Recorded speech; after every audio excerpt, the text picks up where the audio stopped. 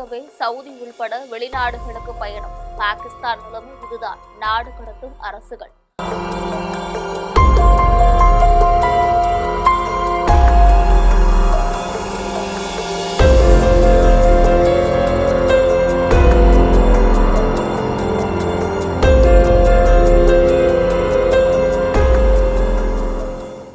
பொருளாதார நெருக்கடியில் தவித்து வரும் பாகிஸ்தானிலிருந்து பிச்சை எடுப்பதற்காகவே ஏராளமானவர்கள் வெளிநாடுகளுக்கு செல்வதும், அதன் பிறகு வெளிநாடுகளில் இருந்து அவர்கள் பாகிஸ்தானுக்கு நாடு கடத்தப்படுவதும் தொடர் கதையாகி வருகிறது. இந்நிலையில்தான் கடந்த 2024 முதல் இப்போது வரை மொத்தம் எத்தனை பிச்சைக்காரர்கள் வெளிநாடுகளில் இருந்து நாடு கடத்தப்பட்டுள்ளனர் என்பதும், எந்த நாட்டில் இருந்து அதிகமானவர்கள் நாடு கடத்தப்பட்டுள்ளனர் என்பது பற்றி பாகிஸ்தானின் உள் விவகாரத்துறை அமைச்சர் சையத் மோஷின் நாடாளுமன்றத்தில் கூறியுள்ளார். பாகிஸ்தான் பயங்கரவாதிகளின் கூடாரமாக அமைந்துள்ளது. அதேபோல நமக்கு சொந்தமான காஷ்மீருக்கு சொந்தம் கொண்டாடி வருகிறது. கடந்த மாதம் 22ஆம் தேதி ஜம்மு காஷ்மீரின் பகல்காமில் பாகிஸ்தான் ஆதரவு பயங்கரவாதிகள் நுழைத்து துப்பாக்கி சூடு நடத்தினர். இதில் 26 சுற்றுலா பயணிகள் பரிதாபமாக உயிரிழந்தனர். இதற்கு கடந்த 7ஆம் தேதி முதல் 10ஆம் தேதி வரை ஆபரேஷன் சிந்து என்ற பெயரில் நம் நாடு பாகிஸ்தானுக்கு பதிலடி கொடுத்து வந்தது. இதில் 9 பயங்கரவாதிகளின் முகாம்கள், விமானப்படை தளங்கள் முழுவதுமாக அழிக்கப்பட்டன. நம்மை தாக்க முயன்ற பாகிஸ்தானின் முயற்சிகளும் முற்றிலுமாக முறியடிக்கப்பட்டன. அதன் பிறகு பாகிஸ்தான் கெஞ்சிய நிலையில் போர் நிறுத்தத்திற்கு நம் நாடு சம்மதம் தெரிவித்தது. இதற்கிடையேதான் பாகிஸ்தான் பொருளாதார நெருக்கடியில் சிக்கி தவித்து வருகிறது. இப்படியான சூழலில் இந்தியாவுடன் மோதல் என்பது தேவையா என்ற கேள்விகள் எழுந்துள்ளன. அது மட்டுமின்றி பாகிஸ்தான் மக்களில் பலரும் ஏழ்மை நிலையில் உள்ளனர்.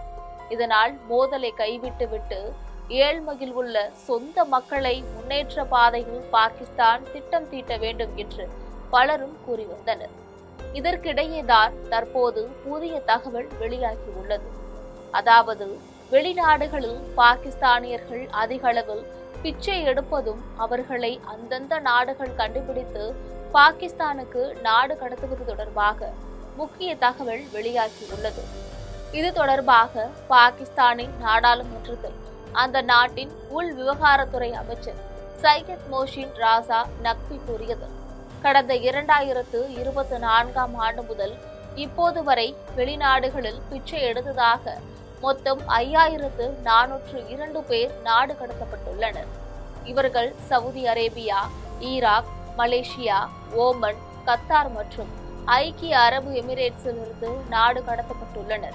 இதில் அதிகமானவர்கள் சவுதி அரேபியாவிலிருந்து நாடு கடத்தப்பட்டுள்ளனர்.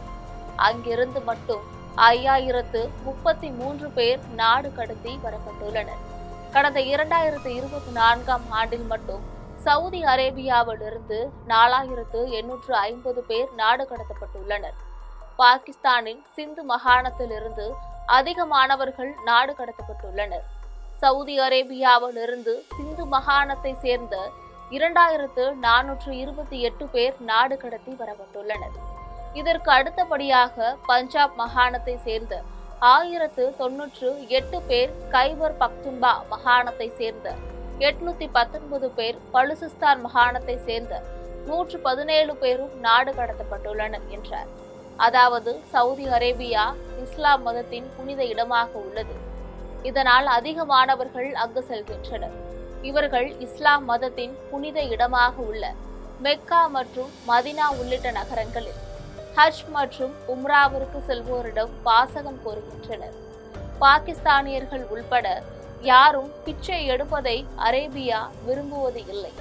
இதனால் பிச்சைக்காரர்களை அடையாளம் கண்டு அவர்களின் சொந்த நாட்டிற்கு சவுதி அரேபியா நாடு கடத்தி வருகிறது. பாகிஸ்தானை பொறுத்தமட்டில் வேலைவாய்ப்பு என்பது இல்லை. பொருளாதாரம் மந்த நிலையில்தான் அமைந்துள்ளது. மக்கள் கைகளில் பணம் இல்லை. பணவீக்கம் அதிகரித்து வருகிறது. பல்வேறு தரப்பு மக்கள் உணவுக்கே சிரமப்பட்டு வருகின்றனர். இதனால் அவர்கள் Saudi Arabia, Iraq, Malaysia, Oman, Qatar, ஐக்கிய அரபு எமிரேட்ஸ் என பல நாடுகளுக்கு சென்று பிச்சை எடுக்கின்றனர். இப்படி நிதி நெருக்கடியில் சிக்கித் தவிக்கும் பாகிஸ்தானுக்கு ரூபாய் 8,500 கோடி வரை கடன் பெற சில நாட்களுக்கு முன்பு சர்வதேச நாணய நிதியம் கடன் வழங்க ஒப்புதல் வழங்கியது என்பதும் இங்கு குறிப்பிடத்தக்கது.